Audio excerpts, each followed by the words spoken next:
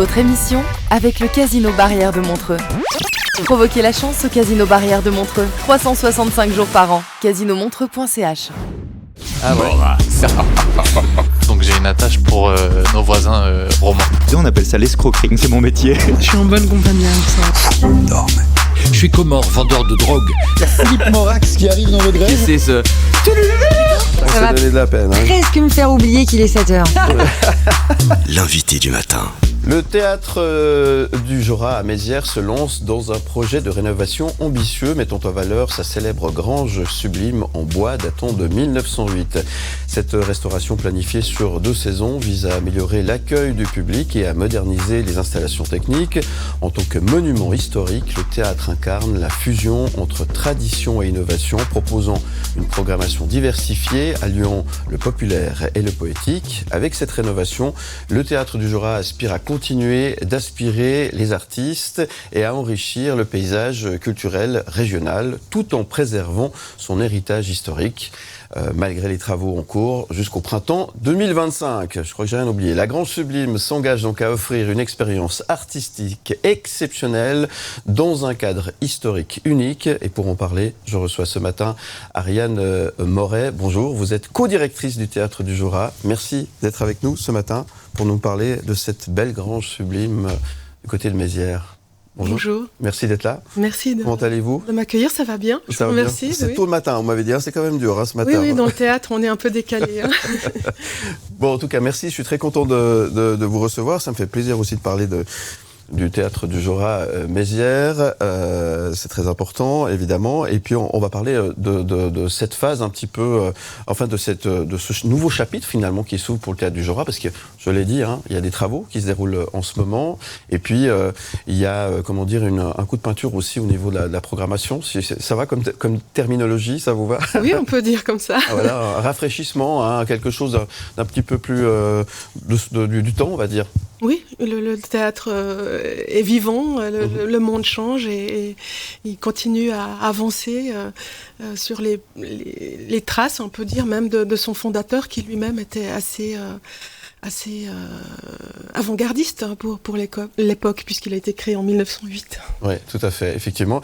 Et ce théâtre qui se trouve un peu à la croisée des chemins, entre des grandes villes comme ça. C'est ça sa spécificité aussi, cet endroit qui est un peu magique, qui a une acoustique extraordinaire et qui a un charme hors du commun. Ça n'existe pas ailleurs, ça. Non, c'est unique. Absolument. Enfin, il y a ce théâtre a un cousin qui est le théâtre du peuple à Busson dans les Vosges. Ouais. On s'était inspiré le fondateur. Mais c'est vrai que c'est une salle qui est d'abord énorme, 1000 places. On l'exploite sur une jauge de 930 places, mais dans une commune de 3500 habitants. Oui, c'est étonnant. Déjà ça, c'est un paramètre qui est unique. Et puis, il est tout en bois. Il est en épicéa, j'ai vu ça. En épicéa, exactement. Bois du Jorat, voilà. Et il est enchanteur. Quand les artistes étrangers arrivent en tournée chez nous, ils n'en croient pas leurs yeux. C'est-à-dire qu'ils arrivent dans ce village, ils se disent quoi, il y a une grande salle ici. Et puis de l'extérieur, il ressemble à une grande grange, un grand chalet. Ouais. Son bois est quand même brûlé par le soleil, par la neige. Ouais. Il paye pas de mine comme ça de l'extérieur. Ouais. Et dès qu'on ouvre ses portes et qu'on y pénètre, on découvre l'intérieur de sa coquille. C'est un peu comme une huître, vous voyez, avec l'enveloppe qui est un peu ingrate comme ça. Puis à l'intérieur, c'est nacré, c'est magnifique et on est vraiment sous le charme.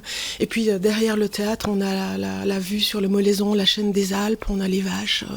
En sortant de scène, c'est complètement c'est magique. C'est magique. Et la Grange Sublime, c'est comme ça qu'on l'appelle aussi. Donc des rénovations, des gros travaux quand même, parce qu'il faut mettre tout ceci aux normes actuelles, que ce soit au niveau du spectacle, au niveau de l'éclairage, du son, etc., etc. Et puis aussi pour les questions de sécurité, j'imagine, vu que tout est en bois, j'imagine que c'est pas si simple. Oui, exactement. Comme il est aussi classé au patrimoine, on doit aussi s'accorder avec les monuments et sites pour ne pas le dénaturer et lui donner les chances de continuer à vivre dans les meilleures conditions. C'est vrai qu'il a aussi un problème de staticité parce qu'il n'était pas appelé a perduré. C'est un théâtre. Son créateur avait René Morax, donc. René Morax. C'est de la famille, hein. Oui, voilà. Je connais un petit peu l'histoire. Je suis très honorée d'être face à un de ses descendants. Je suis content de parler de chez moi. C'est une grande émotion, un honneur. J'espère que vous nous ferez l'honneur ça fait bizarre. de le visiter. Je peux vous le dire.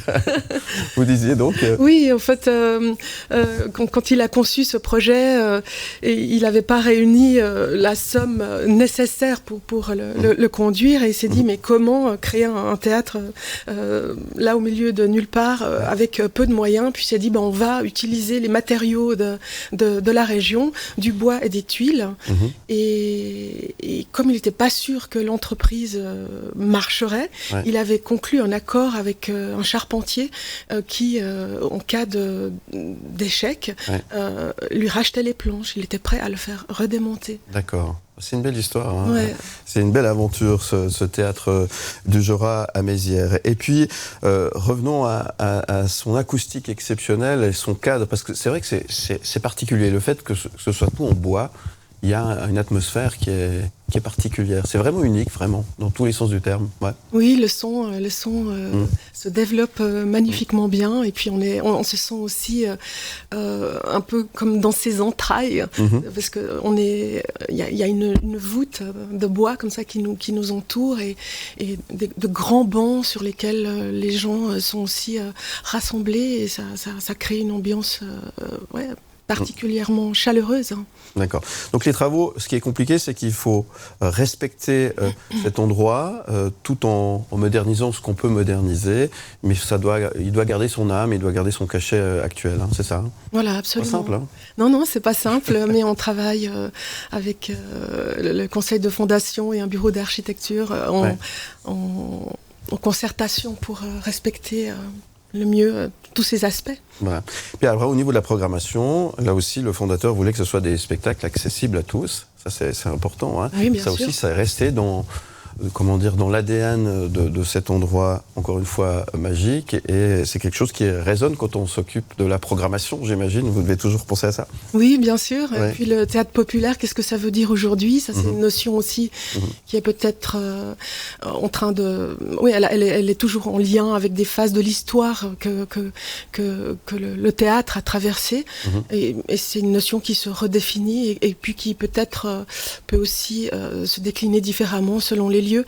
Là, en l'occurrence, on essaye de proposer des formes qui parlent au plus grand nombre. C'est ça aussi une des définitions du théâtre populaire. Mais moi, je tiens à ce qu'il y ait toujours une dimension créative dans les propositions, qu'il y ait une réflexion, une profondeur dans ce que les artistes cherchent à livrer.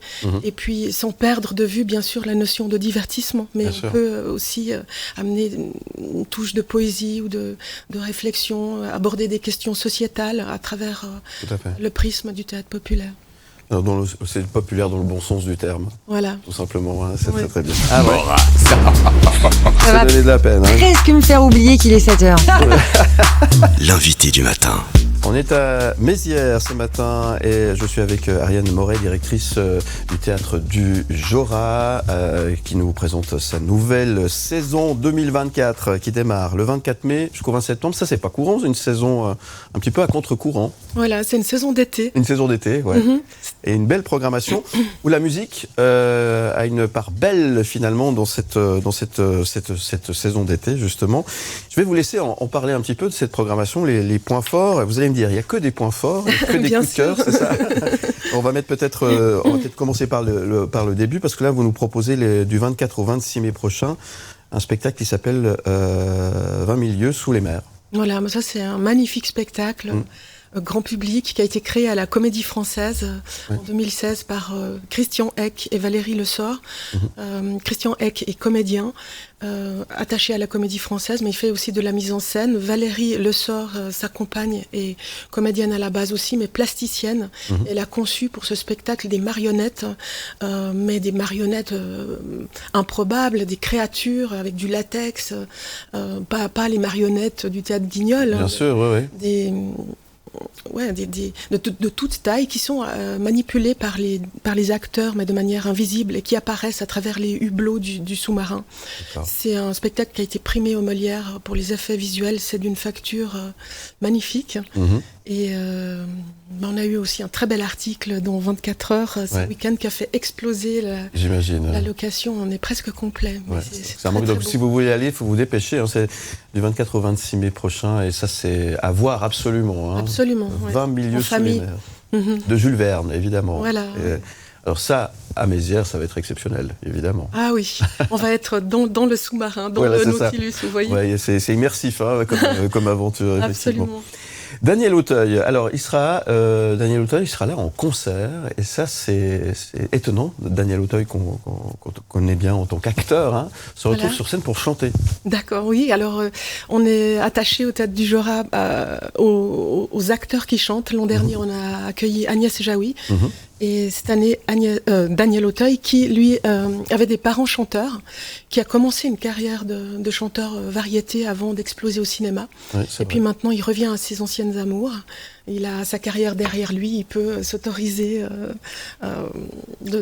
d'initier de nouvelles choses, de réaliser son rêve. Et il a, pour l'occasion, écrit tous les textes et les musiques, et il s'est magnifiquement entouré de grands musiciens, et notamment de Gaëtan Roussel pour les arrangements musicaux. Ça va être un beau moment. Oui, magnifique. Intimiste un peu comme ça. Oui, voilà, parce qu'il n'a pas une voix de grand chanteur, mais sa grande force, c'est l'interprétation.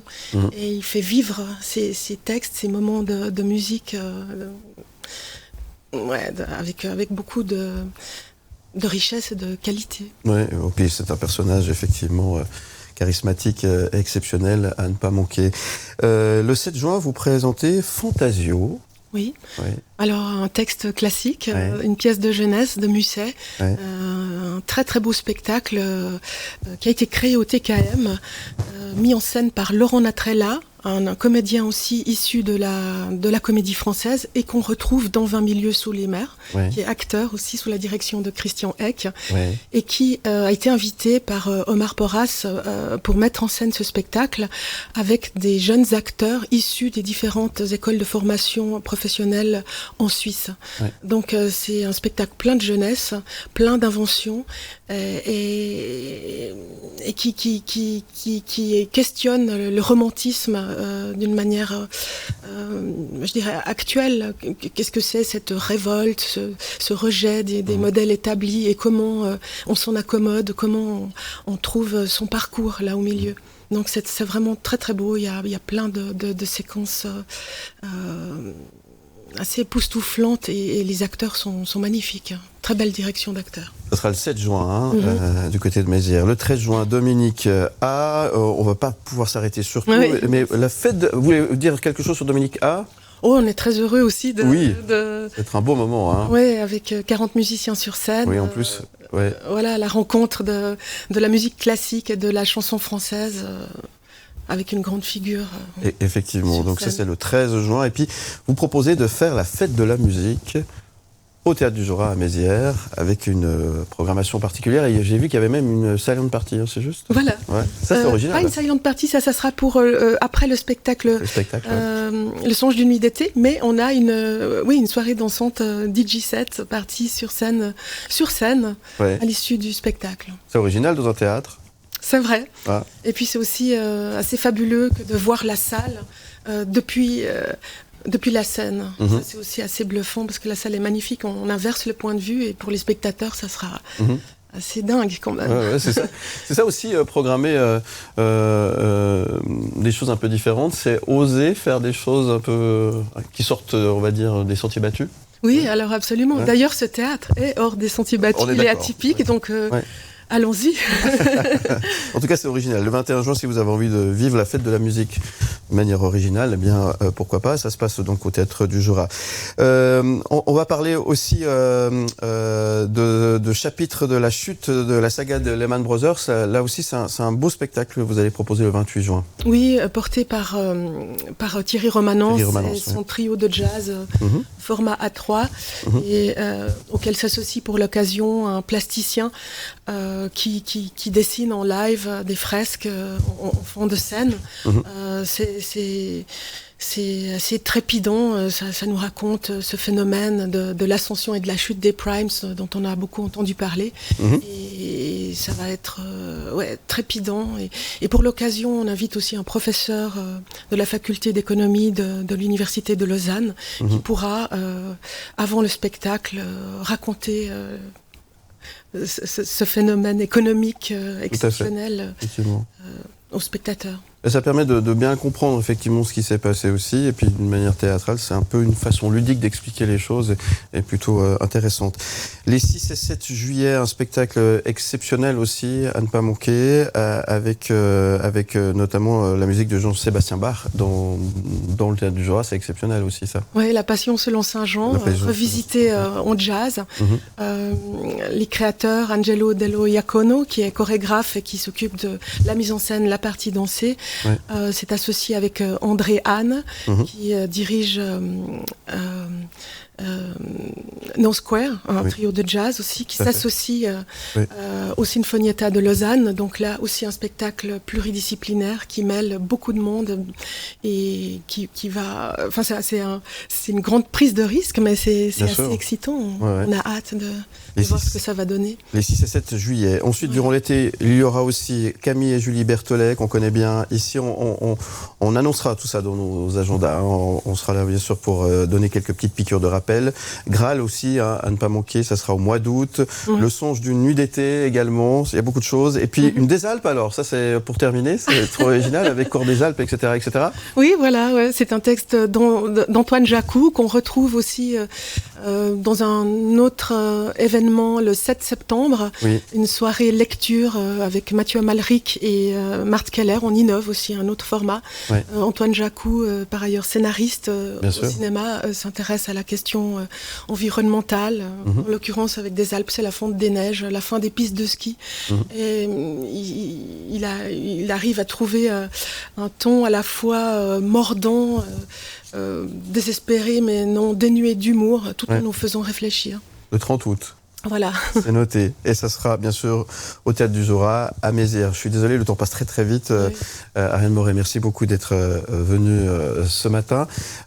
Une programmation un petit peu décalée, une programmation d'été, en période de festival. C'est pas forcément évident. Vous vous positionnez dans la complémentarité finalement avec tout ce qui se passe en Suisse romande durant cette période. Oui, tout à fait. On a d'abord le format de cette salle qui est énorme, donc on peut accueillir de grandes formations. On essaye de varier les formats, mais c'est vrai que notre théâtre d'été se décline un peu comme un festival finalement, parce que chaque semaine on propose une autre. Des autres univers. Voilà, exactement. Donc on monte, on démonte, on accueille, on accompagne. Pas de vacances alors cet été. Pas vraiment, non. Bon, en tout cas, merci d'être venu en parler si bien. Cette saison 2024 du 24 mai au 20 septembre, pardon. Vous avez toutes les infos sur le site internet. Absolument. Merci beaucoup. Théâtre-du-Jura.ch. Voilà, c'est ça. Tout simplement. Qu'est-ce qu'on peut vous souhaiter ? Du succès. Alors je vous souhaite du succès. Je vous dis à très bientôt. Merci. Et en tout cas, merci d'être venu ce matin.